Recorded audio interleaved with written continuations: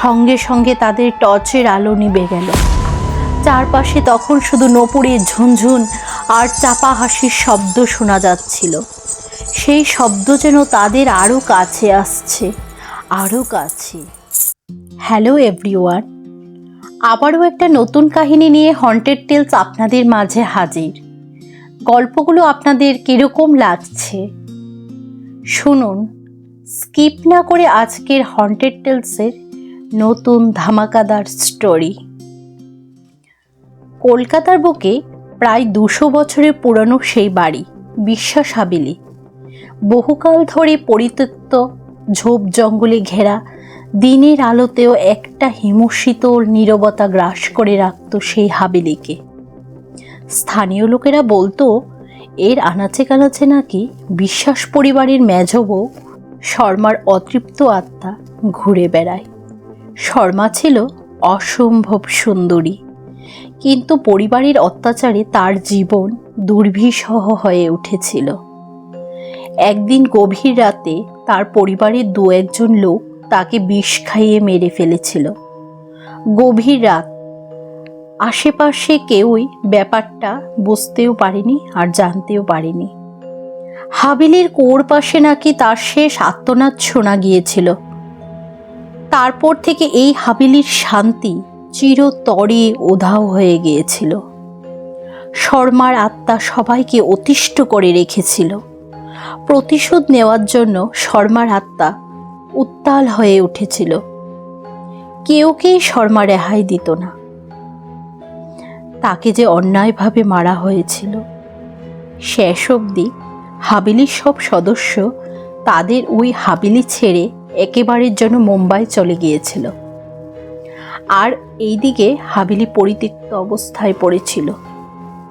আশেপাশের কেউই এই হাবিলিতে আসতো না। আর বাইরের কেউ যদি না জেনে এই হাবিলিতে আসতো, তাদের বিশ্বাস বাড়ির মেজ বউ শর্মার আত্মার কবলে পড়তে হতো। এইভাবে বছর কি বছর কাটতে থাকলো। মাঝে সাঝে যারাই এই হাবিলিতে চোকাট মারত, তাদের উপরই শর্মার আত্মা আক্রমণ চালাতো। কিছুদিন আগের কথা, দিল্লি থেকে 5 বন্ধু অরুণ, বিক্রম, শুভ, প্রিয়া আর রীতা কলকাতায় এসেছিল ঘুরতে। ওরা এই হাবিলির আশেপাশেই কোথাও একটা উঠেছিল। এরপর ঘুরতে বের হয়ে হাবিলিটা ওদের চোখে পড়ে। হাবিলিটা দেখতেও ভয়ঙ্কর, সেই পুরনো দিনের হাবিলি। ওদের বেশ ভালো লাগলো। অ্যাডভেঞ্চারের নেশায় ওরা সেই হাবিলিতে রাত কাটানোর সিদ্ধান্ত নেয়। আশেপাশের লোকেরা জানতে পেরে সবাই বহুবার মানা করেছিল হাবিলিতে না যাওয়ার জন্য, কিন্তু তারা ছিল নাছোড় বান্দা। তো সেই মতে যেমন সিদ্ধান্ত তেমনই কাজ। ওরা 5 বন্ধু হাবিলিতে এসে উঠল। বিকাল গড়িয়ে প্রায় সন্ধ্যা। ওরা হাবিলিতে এসে চারিদিকটা ভালো করে দেখতে লাগলো। সেই পুরনো দিনের হাবিলি, পুরনো আসবাবপত্র, পুরনো খাট পালঙ্ক ওদের বেশ ভালো লাগলো। ওরা জমিয়ে আড্ডা দিতে লাগলো। আড্ডা দিতে দিতে রাত হয়ে গেল। প্রায় তখন রাত 1টা। বাইরে ঝিঝি পোকার একঘেয়ে ডাক আর মাঝে মাঝে পেঁচার কর্কশ চিৎকার। বন্ধুদের টর্চের আলোয় পুরনো দেওয়ালগুলো আর ধুলোর আস্তরণগুলো স্পষ্ট দেখা যাচ্ছিল। তারা দোতলার বিশাল হল ঘরে একটা ক্যাম্প ফায়ার তৈরি করলো। ঠিক তখন ওই দোতলার করিডোর থেকে একটা নূপুরের ক্ষীণ আওয়াজ ভেসে আসলো। প্রিয়া ফিসফিস করে বলল, কে হাঁটল? বিক্রম হাসার চেষ্টা করে বলল, হাওয়া হবে রে। প্রিয়া বলল, হাওয়া তো ছিল না, বা হাওয়া তো এখানে নেই। আওয়াজটা এবার ধীরে ধীরে কাছে আসতে লাগলো। ঝুনঝুন ঝুনঝুন। এবার আওয়াজে একটা স্পষ্ট ক্ষীণ কান্নার স্বর মিশে গেল। কান্নাটা যেন খুব কাছ থেকে আসছে আর একটা জোরে জোরে শব্দ হতে লাগলো। অরুণ তখন সাহস করে টর্চটা করিডোরে ফেলল। অরুণ তখন দেখল দেওয়ালের গায়ের একদিকে তাদের নিজেদের ছায়া দেখা যাচ্ছে, আর অন্যদিকে দেওয়ালের গা বেয়ে দেখতে পেল রক্ত পড়ছে। তখন অরুণ সবাইকে বলল, দেখ দেখ, দেওয়ালের গা থেকে রক্ত পড়ছে।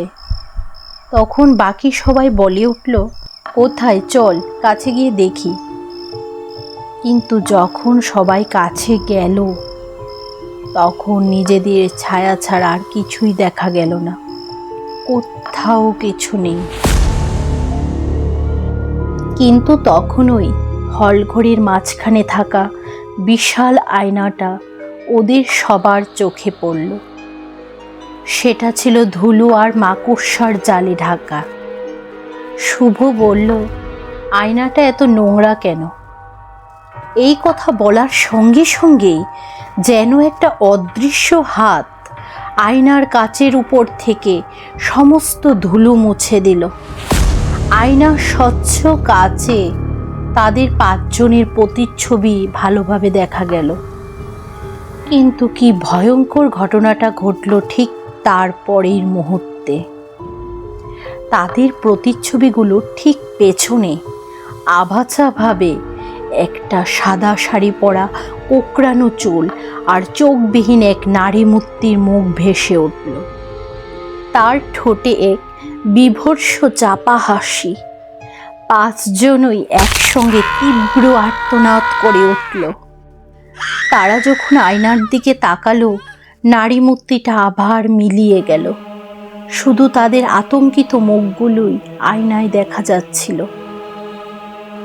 বিক্রম চিৎকার করে তখন বলে উঠল, পালাও পালাও, এ আমাদের সবাইকে মেরে ফেলবে।